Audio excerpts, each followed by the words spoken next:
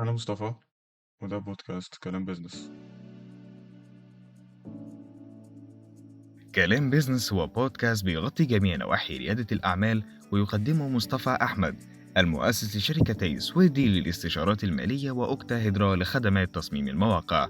يوجد تنويه بأن كل الآراء والأفكار المطروحة هي آراء شخصية ولا تنتمي للكيان المنضمين إليه.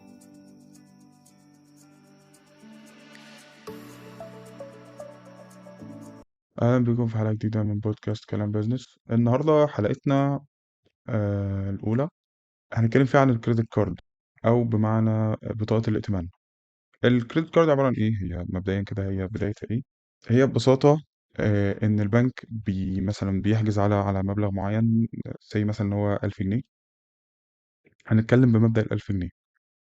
إن هو البنك بيحجز على مبلغ حوالي 1000 جنيه. ال1000 جنيه دي بيقول لك مثلا احنا هناخدها ضمان ان احنا نديك قدامها كريدت كارد، بقى بنك ائتمان، قصدي بطاقة ائتمان، اسف. قصاد ان انت ليك مبلغ معين تدفع فيه في الشهر، اللي هو الباي ناو باي ليتر. بمعنى ايه؟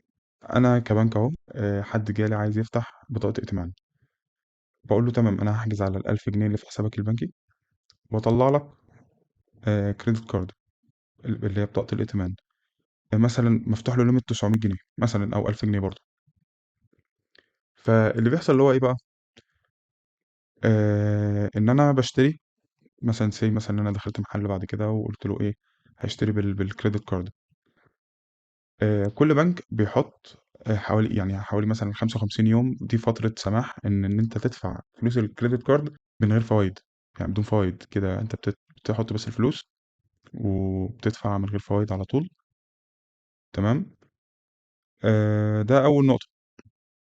طب النقطة بقى المهمة اللي إحنا بنتكلم فيها إيه؟ إن أصلًا في أمريكا لمّا جُم يعني عملوا الanalysis بتاعة كل سنة، لقوا إن 86% من الناس اللي فتحت already credit cards ما عرفوش يسددوا في أول أكتر من 80 يوم، يعني أول 80 يوم الناس ما عرفتش تسدد، فاتحط عليهم طبعًا الفيز بتبقى لدعة. ليه؟ لأن الفيز بتبقى مثلًا في بنوك تقول لك 3%، في بنوك تقول لك 5%، في بنوك تقول 2%. يعني كل بنك بيبقى ليه هو والسياسة بتاعته، وعايز يكسب قد إيه من الكريدت كاردز ومن المستخدمين بتوع الكريدت كاردز وكده.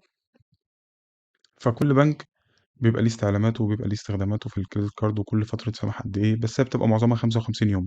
ففي أمريكا أكتر من 80% من الناس ما عرفتش، أكتر من 86% آسف، ما عرفتش تسدد الدين بتاعها في أول 80 يوم. يعني عدت الفترة كمان يعني. في ناس كانت، طبعا احنا مش بنتكلم على 1000 جنيه اللي هو $1000 مثلا، لا ده احنا بنتكلم على 10 و20 و30، لأن الكريدت كاردز هناك في بنوك بتفتحها من غير ليميت. اشتري براحتك واشتري اللي انت عايزه، ويقعدوا ينزلوا عروض في كل مكان، في وول مارت مثلا او امازون، اشتري بالكريدت كارد مثلا خد خصم 20%. فانت طبعا السيكولوجي بتاعت الدماغ، هقدر اكيد اسدد في اول 55 يوم، لكن بنفشل ان احنا نسجل اصلا في اول يعني 100 يوم مثلا.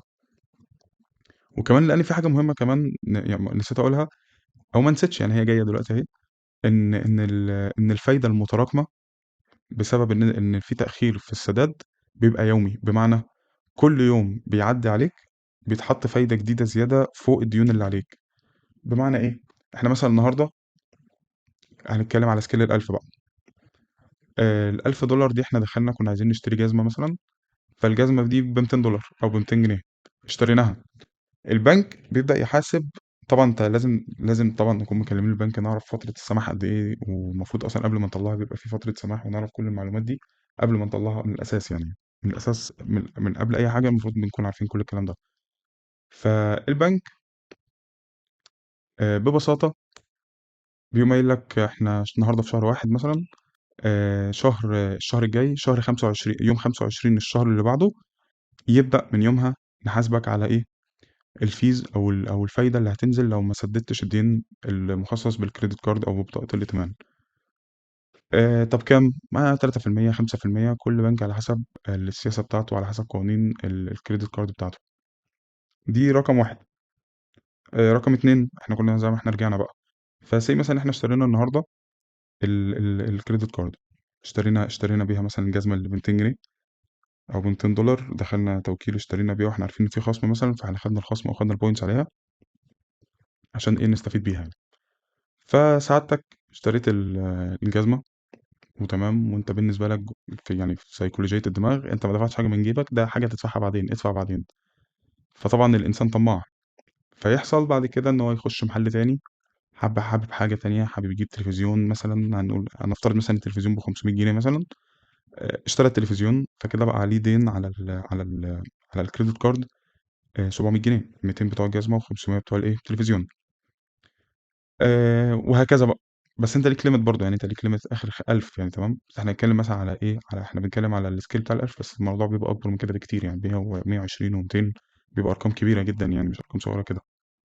فهنفترض إن كده علينا دين 700، وطبعًا نقول مثلًا اسمه أحمد، أحمد ما عرفش يسدد ال700 طبعًا في أول 55 يوم، فبيبدأ يتحط في دوّامة إن هو يدفع الدين قبل ما يدفع الأساس، لإنه مش قادر يدفع الأساس، لإن كل يوم بيتنزل عليه ديون، كل يوم بينزل على الcredit card بتاعته الديون الزيادة بسبب إنه ما دفعش ب ب بشكل مؤجل، دفع لأ، دفع بعد ال55 يوم بعد فترة السماح، فكل ده بيتحط تحت نسبة إن إحنا خلاص دلوقتي في دين وإحنا المفروض ندفعه أصلًا، وإن المفروض دلوقتي أحمد وراه برضه مصاريف تانية ومشاغل تانية، وخلاص ده هو دفع واشترى التلفزيون على أساس إن هو كان هيدفع في ال55 يوم لكنه فشل، فاللي بيحصل إن هو بيبدأ زي ما قُلت بيخش في الدوامة بتاعة الدين اللي بتعطّله من حاجات كتير جدًا، كان يقدر ياخد الفلوس دي يعمل بيها حاجات كتير جدًا هنتكلم عليها في الحلقات الجاية، بس خلّينا النهارده نتكلم عن إيه الcredit cards عمومًا. فأحمد دلوقتي المفروض هيدفع الفلوس اللي عليه، وهو طبعًا كل فترة هتأخّره، هو هيدفع اللي عليه لإن $700 مثلًا أو 700 جنيه دول في حد ذاتهم مبلغ صغير، فبيبقى طبعًا إحنا let's say مثلًا إن هُم 70,000 80,000 دولار بقى أو 80,000 جنيه، فبيبدأ يتحط فايدة say 5% 3% على حسب كل بنك زي ما أنا قُلت، ال3% مثلًا، ال3% دي بتيجي كل يوم، هي 3% شهرية لكن بيتعمل لها compound يومي، بمعنى إن إحنا في الشهر say مثلًا إن إحنا اتأخرنا سنة. ده طبعًا قدّام في الحلقة شوية هافهّمكم أكتر إيه الفرق ما بينه وما بين القروض وإزاي نحل الموضوع ده، بس دلوقتي بنتكلّم في الفترة المبدئية في المعنى المبدئي يعني زي ما هُم بيقولوا. فاللي بيحصل إن إحنا زي ما قُلنا 3%، يعني دي في السنة في خلال 12 شهر 36% compound daily.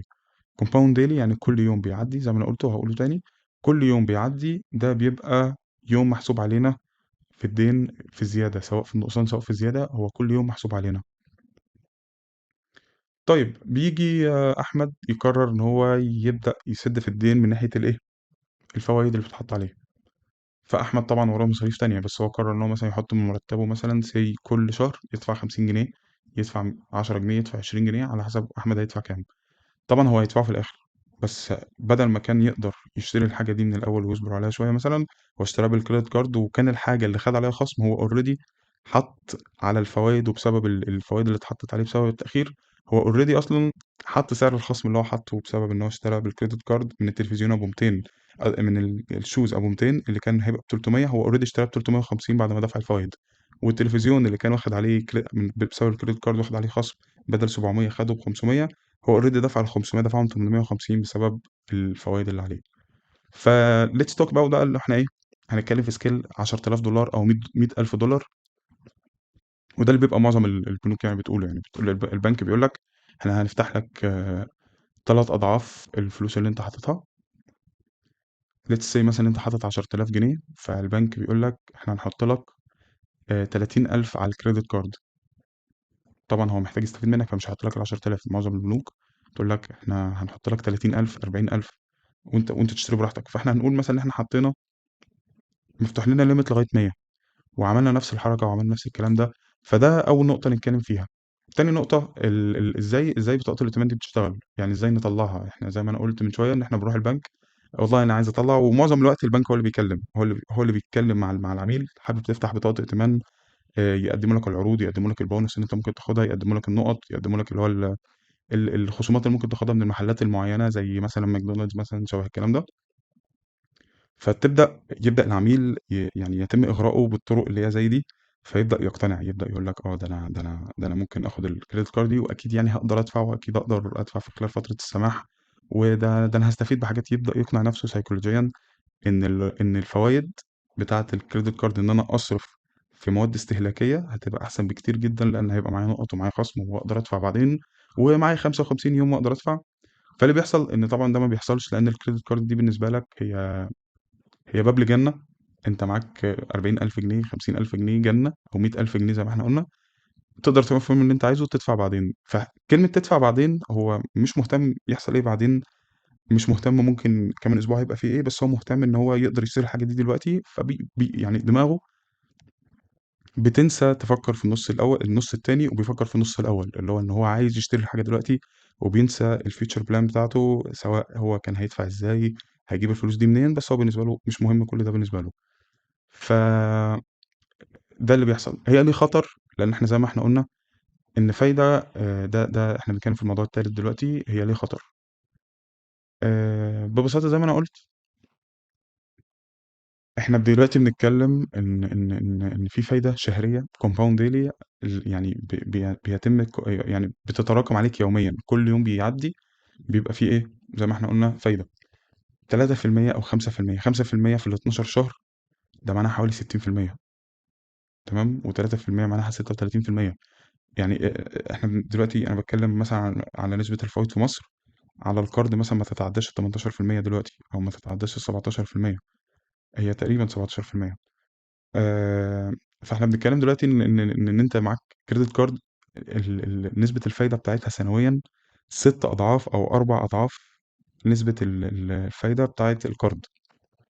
فدي عشان كده البنك بيحبها جدًا.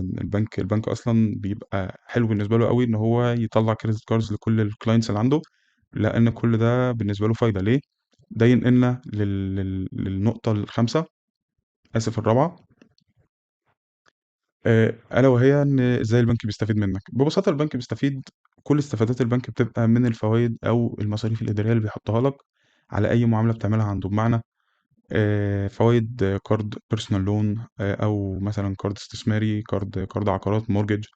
الكلام ده كلّه بيصُب في مصلحة البنك، لإن هو بيكسب من الفوايد. فايدة مثلًا 13%، فايدة 10%.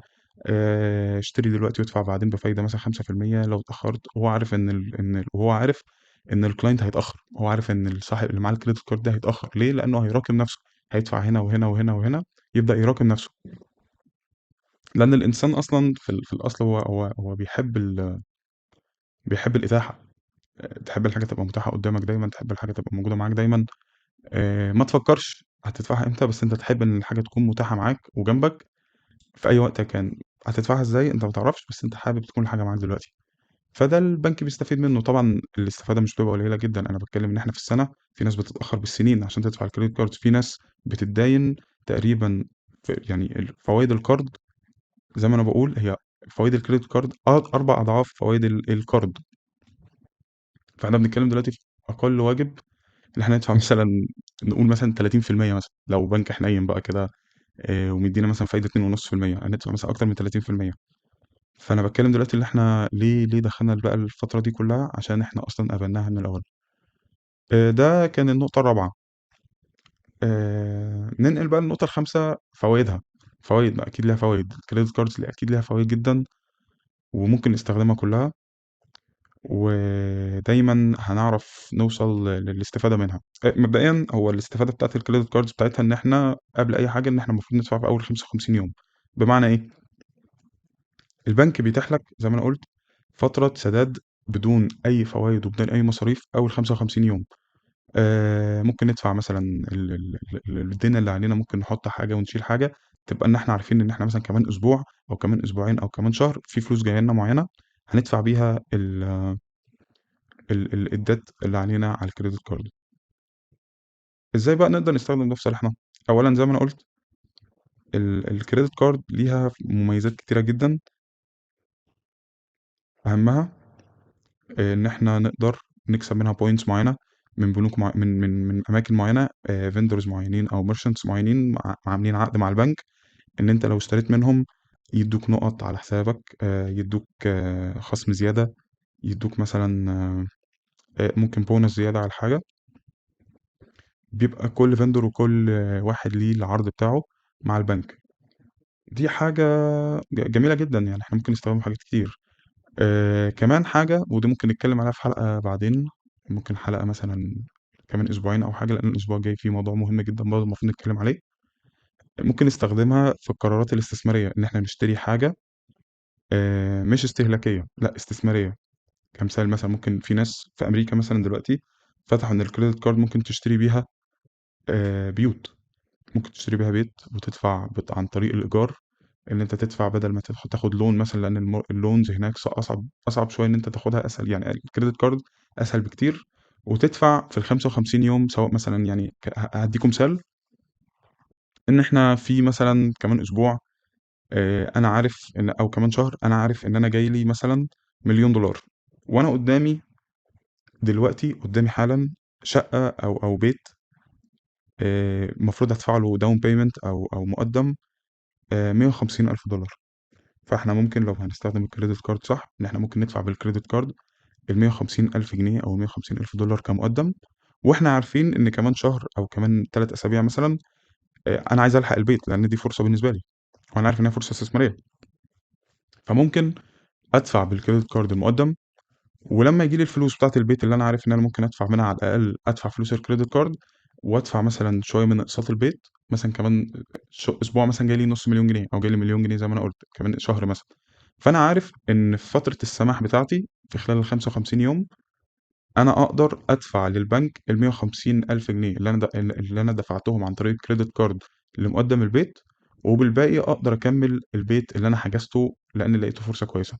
دي مثلًا فكرة ممكن نستخدمها برضه عن طريق استخدام البطاقة الائتمانية أو الcredit card. وده ينقلنا للنقطة اللي بعدها، إزاي الناس بتُقع في فخ الcredit card. زي ما أنا قُلت، هي أصلًا الcredit card دي هي في الأول وفي الآخر هي فكرة سيكولوجية، trap أو فخ البنك حاطّه ليه وجهين. هو double edged weapon يعني.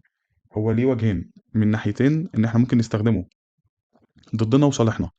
ضدنا زي ما أنا قُلت، وصالحنا زي ما أنا قُلت برضه من شوية، إن إحنا ممكن نستخدمها في فرص استثمارية. هو حاجتين لازم نركّز عليهم دايمًا، هي هل هاشتري بضاعة أو هاشتري سلعة استهلاكية والّا هاشتري سلعة استثمارية. هنا نفرق الكفّة هتُقع فين أو هتنزل فين عند مين، وده حاجة مهمة جدًا لازم ناخد بالنا منها قبل ما نتكلّم، مع إن إحنا هل هنقدر ندفع في أول 55 يوم، لإن ده بيوصّلنا لحلقة تانية ودي لسه هنتكلّم عليها بعدين، وهي الbehavioral finance أو الشعور المالي، الطمع، الكلام ده هنتكلّم عليه إن شاء الله في الحلقات الجاية برضه. تمام. ننقل للنقطة اللي بعدها، وهي رأينا الشخصي بخصوص الcredit cards عمومًا. أنا رأينا الشخصي إن إحنا لو هنقدر نستخدمها، يبقى لو إحنا عارفين هنستخدمها إزاي وبنعرف نتحكم في مشاعرنا كويس في خصوص الشراء الاندفاعي، فإحنا نقدر نفتح credit card ونقدر نستخدمها كويس ونقدر نتحكم فيها بlimit معيّن من البنك، وإن إحنا نستخدمها في أشد الحالات كوسيلة استهلاكية. أمّا لو إحنا قادرين نشتري زي ما قُلت من شوية أو نبدأ مشاريع منها، في ناس بتبدأ مشاريع منها بيبقوا ضامنين مثلًا إن إحنا هيجيب الفرصة دي هتجيب لنا كمان شهر، وإحنا عارفين ومخططين مثلًا إن كمان شهر في كذا percent مثلًا جاية من الموضوع ده، مثلًا 20% جاية زيادة، فإحنا ممكن في خلال 55 يوم نشتري بالcredit card وندفع قبل ما ال55 يخلصوا، بحيث إن إحنا نكون في فترة السماح الإيه، اللي بدون أي فوايد أو interest من البنك. فده أول نقطة بخصوص رأينا الشخصي. تاني نقطة، إن إحنا ده رأينا اللي بنقوله لكل الناس، إن بلاش منها أصلًا من الأول، يعني خيرها يكافي شرها ونبعد عنها أحسن، أحسن ما نخش في الدوامة دي. وعن تجربة شخصية، أنا أول ما فتحت حساب بنك، كنت أنا فتحت حساب بنك بعيدًا يعني عن اسمه، وكنت حبيت أوي موضوع الcredit card، إن أنا أفتحه وعايز أعرف يعني إيه بطاقة ائتمان، وإن إيه ده أنا معايا فلوس ومعايا أقدر أدفع هنا وأدفع هنا وأدفع هنا، وأقدر إن أنا أروح هنا وهنا وهنا، وتمام أنا معايا فلوس في جيبي بقى، وأقدر أدفع كاش، وأقدر قصدي أسحب كاش من المكنة، وده مصيبة، مصيبة بيبدأ العَد عليك من أول يوم، مش من أول 55 يوم، بيبدأ يتحط عليك فوايد من أول ما تسحب من المكنة وتمشي من الATM بيبدأ يتحط عليك الفوايد. ليه؟ لأن أصلًا الcredit card دي بالنسبة لهم هي وسيلة online فقط، ما تدفعش بيها في أي حتة غير online، ما تخشش بيها ATM وتسحب كاش. سحبت كاش ده موضوع تاني وجديد. فكنت أنا بدأتها وكنت وقعت في الtrap ده، وقعدت كتير جدًا، جدًا، جدًا على ما خرجت منها، وأُرهقت، يعني ضاع مني فرص كتير جدًا بسبب إن أنا بدأت حاجة زي دي بدون وعي وبدون تفكير. كل اللي أنا بس كنت بافكر فيه إن أنا عايز أبدأ أستخدم بطاقة الائتمان ومعايا credit card وأقدر أشتري زي ما أنا عايز وبراحتي. أفتح أمازون مثلًا ألاقي حاجة عاجباني أقوم شاري منها. أفتح مثلًا كنت أيامها بالعب في لعب معينة بالعبها، أفتح ألاقي في عرض عليها أقوم شاريها برضه. ونسيت إن أنا المفروض في 55 يوم أدفع فيهم الفوايد بتاعة البنك، أو فوايد الفلوس اللي أنا واخدها من البنك عن طريق بطاقة الائتمان. فإحنا رأينا الشخصي إن إحنا نبعد عنها أحسن، لو ما لهاش استخدام غير في الاستهلاكي نبعد عنها أحسن، بلاش نقرب لها، لأن هي مشاكلها كتير، وإن إحنا أصلًا ومشاكلها مجهدة. مشاكلها مجهدة فعلًا، مش سهل إن إحنا نحلها، ومش أي حد بيعرف يخرج منها بسهولة أو بسرعة، يعني حتى لو مش بسهولة فإن هو يخرج منها أصلًا بسرعة. آخر موضوع النهارده في الحلقة، وهي إزاي لو حصل لا قدر الله ودخلنا في دين كبير جدًا من الpersonal loans، قصدي آسف من بطاقة الائتمان. الdebt اللي علينا، الدين اللي علينا في بطاقة الائتمان كان كبير جدًا. نقدر نعمل إيه مثلًا؟ حل دايمًا، وأنا كنت شُفت كتير جدًا بدأوا فيه، وكان حد يعني عزيز عليّا كان بدأ فيه، وهو كانت فكرته بصراحة. وبرضه دي خلّتني أتشد برضه الموضوع ده، يعني ده برضه فكّرت فيه، إنه نقدر مثلًا say إن إحنا علينا مثلًا في البنك علينا 50,000 جنيه. ده مثلًا دول دول ال ال ديون بطاقة الائتمان اللي علينا 50,000. فإحنا ممكن بطريقةٍ ما، وده بسيطة أظن، إحنا بس محتاجين نقدّم ورق بضمان مرتب، بضمان مثلًا مكان العمل، بضمان بيت كده، إن إحنا ممكن ناخد قرض شخصي ب50,000 جنيه، ونسِد بيه اللي هو القرض بتاع الcredit card، اللي هو هيبقى في السنة 3% في الشهر compound، بمعنى أكتر من 36% في السنة. إن إحنا ناخد قدّامه personal loan وندفع بيه ديون الcredit card، قدّام إن إحنا يبقى عندنا قرض للبنك شخصي بنسبة 17%. ده أظن هيبقى أسهل بكتير حتى من ناحية الفوايد، إن إحنا نقدر ندفع قيود، نقدر ندفع ديون، آسف، ديون الcredit card عن طريق إن إحنا ناخد قرض شخصي من نفس البنك أو قرض شخصي من بنك تاني، وندفع ونسِد للبنك التاني بنسبة الinterest rate أو نسبة الفوايد المخصصة للقروض اللي هي دلوقتي 17%. ده أظن كده وفّرنا على نفسنا أكتر من 21%. ده لو الcredit card فوايدها 3%. أمّا لو فوايدها أصلًا 5%، وده معظم البنوك بدأت تقرّب على الموضوع ده شوية، كده إحنا وفّرنا أكتر من حوالي 33% ممكن.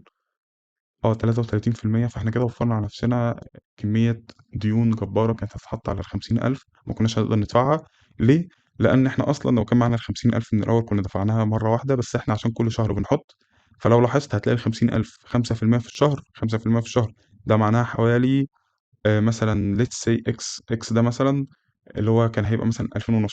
فأصلًا كل شهر أنت كنت بتحط 3000 جنيه على أساس إن أنت بتسِد، فأنت كل اللي أنت سدّيته من القرض هو 500 جنيه بس، لإن في 2500 راحوا مع ال3000 اللي أنت كنت حاططهم بسبب إن في تراكم للديون بيتحط عليك، بسبب ال5% اللي بتتحط.